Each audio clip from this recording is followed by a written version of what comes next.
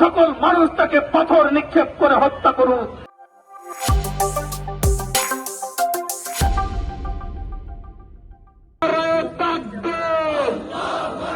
এই আমার বোন ধর্ষিতা কেন? এই রমেশ শাহ ধর্ষিতা কেন?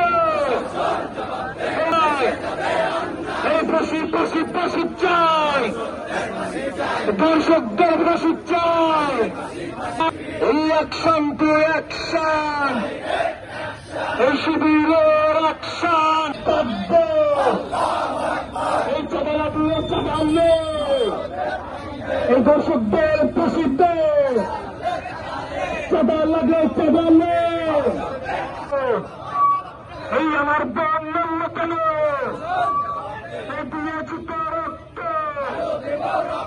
এই রক্তের বন্যা, দেশে যাবে অন্যায়।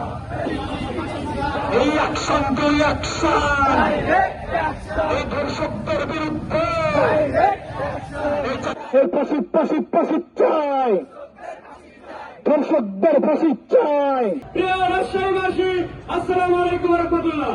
5 ফেব্রুয়ারি এদেশের মানুষ যে আশা নিয়ে বিএনপি নামক দল থেকে ভোট দিয়ে ক্ষমতার মসনদে বসিয়েছে, তারা এই দেশটা পরিচালনা করতে ব্যর্থ হচ্ছে। এই সরকারের স্বরাষ্ট্রমন্ত্রী জনাব সালাউদ্দিন পুরোপুরি একজন ব্যর্থ স্বরাষ্ট্রমন্ত্রী। তিনি স্বরাষ্ট্রমন্ত্রী হওয়ার পর থেকে বাংলাদেশের আইন শৃঙ্খলা পরিস্থিতি আগের সেই বিগত ফ্যাসিস্ট আমলে যেমন দেখতে পেয়েছিলাম, এখনো সেই ফ্যাসিস্টদের মতন দেখতে পেয়েছি যে নতুন স্বপ্নে বাংলাদেশের মানুষ তাদেরকে ভোট দিয়েছে, তারা এই দেশটা পরিচালনা করতে ব্যর্থ হচ্ছে। আমরা আজকের আয়োজন থেকে বলতে চাই, অনতিবিলম্বে বিচারের আওতায় নিয়ে আসতে হবে।